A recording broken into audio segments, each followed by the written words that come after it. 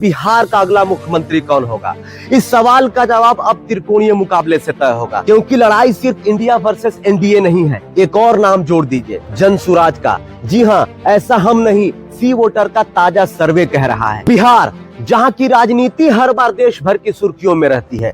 अक्टूबर नवंबर में विधानसभा चुनाव होने की संभावना है, लेकिन अभी से ही सियासत का तापमान चरम पर है। सभी दल के नेता जनता को लुभाने के लिए वादों की बरसात कर रहे हैं, बयानबाजी तेज है, साथ ही साथ आरोप प्रत्यारोप का दौर भी लगातार जारी है। लेकिन इस बार तस्वीर कुछ अलग है, क्योंकि मैदान में सिर्फ एनडीए और इंडिया गठबंधन नहीं है, बल्कि एक नया चेहरा है, एक नया खिलाड़ी है जो तेजी से उभर रहा है। नाम है प्रशांत किशोर। कभी नेताओं को चुनाव जिताने की रणनीति देने वाले पीके अब खुद जनता से सीधे संवाद कर रहे हैं, और यही वजह है कि सी वोटर का ताजा सर्वे बताता है कि बिहार का अगला मुख्यमंत्री कौन होगा। इस सवाल का जवाब अब त्रिकोणीय मुकाबले से तय होगा, क्योंकि लड़ाई सिर्फ इंडिया वर्सेस एनडीए नहीं है। एक और नाम जोड़ दीजिए, जन सुराज का। जी हाँ, ऐसा हम नहीं, सी वोटर का ताजा सर्वे कह रहा है। तो सवाल वही है, क्या नीतीश कुमार फिर से वापसी करेंगे? क्या तेजस्वी यादव जनता के भरोसे को भुना पाएंगे, या फिर प्रशांत किशोर पहली बार सत्ता का खेल पलट देंगे? तो चलिए हम आपको सिलसिलेवार ढंग से बताते हैं, आखिर बिहार का अगला मुख्यमंत्री कौन होगा। सबसे पहले बात करते हैं एनडीए के सबसे बड़े चेहरे नीतीश कुमार की, जो मौजूदा समय में बिहार के मुख्यमंत्री हैं। लंबे समय से बिहार की राजनीति का सबसे भरोसेमंद नाम रहे नीतीश कुमार का ग्राफ इस बार नीचे जाता दिख रहा है। मतलब सी वोटर के सर्वे के हिसाब से नीतीश चाचा का बाय बाय होने वाला है। ऐसा हम नहीं, सी वोटर कह रहा है। आपको बता दें, फरवरी में 18% लोग उन्हें मुख्यमंत्री के तौर पर देखना चाहते थे। जून में यह आंकड़ा 18% पर टिका रहा, न बढ़ा न घटा। लेकिन अगस्त में यह आंकड़ा घटकर 15% पर आ गया। जी हाँ, नीतीश कुमार का जो है लोकप्रियता बिहार में लगातार घट रहा है, यानी जनता का भरोसा नीतीश कुमार से धीरे धीरे कम होता जा रहा है। अब सवाल है, अगर एनडीए नीतीश कुमार पर दांव खेलेगा तो क्या वह वोटरों को खींच पाएगा? क्योंकि एनडीए के बाकी चेहरे भी जनता को उतना आकर्षित नहीं कर पा रहे हैं। बात करें चिराग पासवान की, तो फरवरी में सिर्फ 4% पर थे, जून में उछलकर 11% तक पहुंचे, लेकिन अगस्त में फिर घटकर 10% पर रह गए। वहीं सम्राट चौधरी की बात करें तो फरवरी में उनको लोग 8% पसंद कर रहे थे, जून में घटकर 7% हो गया, और अगस्त में थोड़ा सा बढ़कर 10% पर अटके रहे। स्पष्ट है कि एनडीए के पास नीतीश का विकल्प अभी नहीं है, और यही उनकी सबसे बड़ी चुनौती है। अब आते हैं इंडिया गठबंधन के सबसे बड़े दावेदार लालू के लाल तेजस्वी यादव पर। सर्वे बताता है कि वे लगातार पहली पसंद बने हुए हैं, लेकिन उनका ग्राफ भी गिर रहा है। फरवरी में 41% लोग तेजस्वी को सीएम फेस मान रहे थे, जून में यह घटकर 37% पर आया, और अगस्त में यह और नीचे गिरकर 31% पर रुक गया। यानी जनता के बीच तेजस्वी यादव की पकड़ अब भी मजबूत है, लेकिन पिछले कुछ महीनों में उनकी लोकप्रियता घटी है।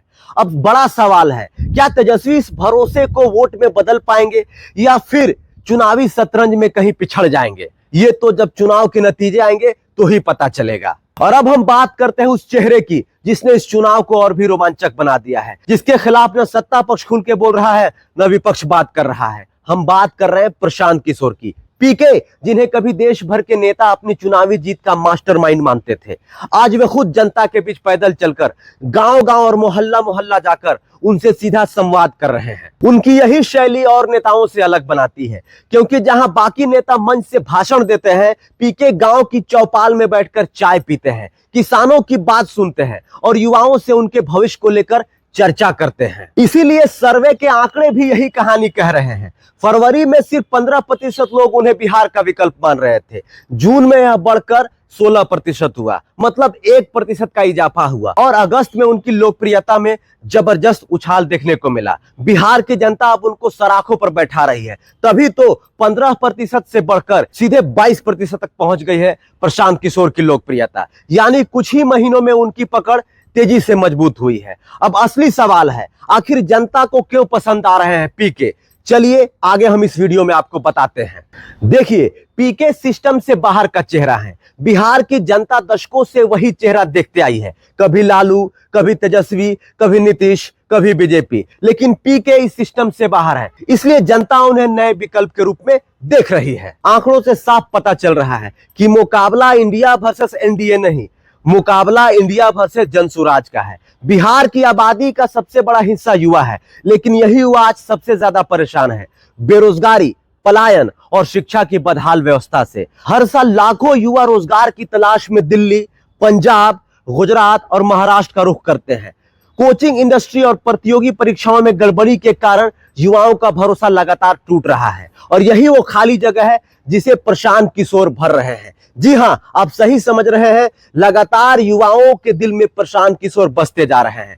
पीके जब नौकरी, पलायन और शिक्षा की बात करते हैं तो वे सिर्फ भाषण नहीं देते, बल्कि फैक्ट, डेटा और रिकॉर्ड के साथ ठोस सवाल उठाते हैं। उदाहरण के तौर पर वे कहते हैं कि बिहार हर साल 20 लाख से ज्यादा युवाओं को बाहर भेज रहा है, लेकिन राज्य सरकार रोजगार के लिए ठोस प्लान नहीं बना रही है। वे यह भी दिखाते हैं कि शिक्षा पर बिहार का खर्च राष्ट्रीय औसत से बेहद कम है, और यह सीधा भविष्य की पीढ़ी को प्रभावित करता है। यानी पीके सिर्फ नारों पर नहीं, बल्कि ग्राउंड लेवल सच्चाई और डेटा पर आधारित राजनीति कर रहे हैं। यही सब कारण है कि बिहार का युवा उन्हें राजनीतिक विकल्प से ज्यादा उम्मीद का चेहरा मानने लगा है। पीके को लोग क्यों पसंद कर रहे हैं, एक और अहम पहलू है, एक और अहम पॉइंट है। देखिए, बिहार की जनता 3 दशक से एक ही किस्म की राजनीति देख रही है। नीतीश बनाम लालू की खींचातान, बीजेपी बनाम आरजेडी की बयानबाजी, जातीय समीकरणों पर आधारित सियासत।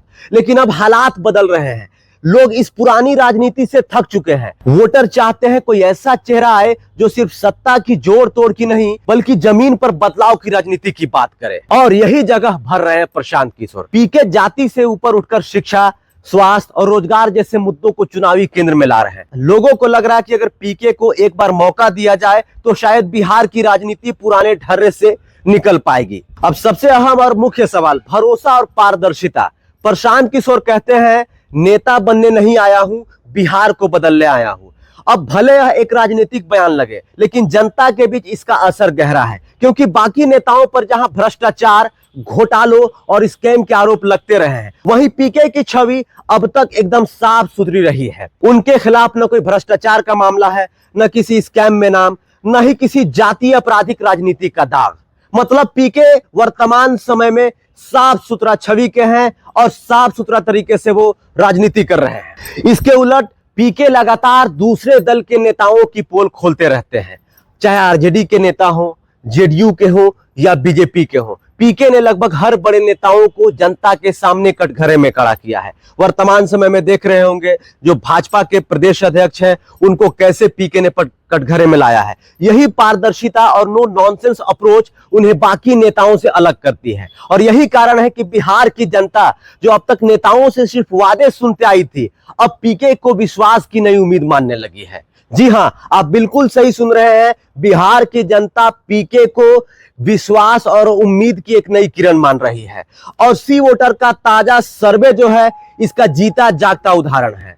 तो मुकाबला इंडिया वर्सेस एनडीए नहीं, मुकाबला इंडिया वर्सेस जनसुराज का होता हुआ दिखाई दे रहा है वर्तमान समय में। अब एक और अहम और सबसे बड़ा सवाल, क्या पीके सिर्फ किंग मेकर बनकर रहेंगे, यानी किसी गठबंधन की सरकार बनाने में अहम रोल निभाएंगे, या फिर वे सीधे किंग यानी मुख्यमंत्री पद के दावेदार के तौर पर जनता के सामने खड़े होंगे?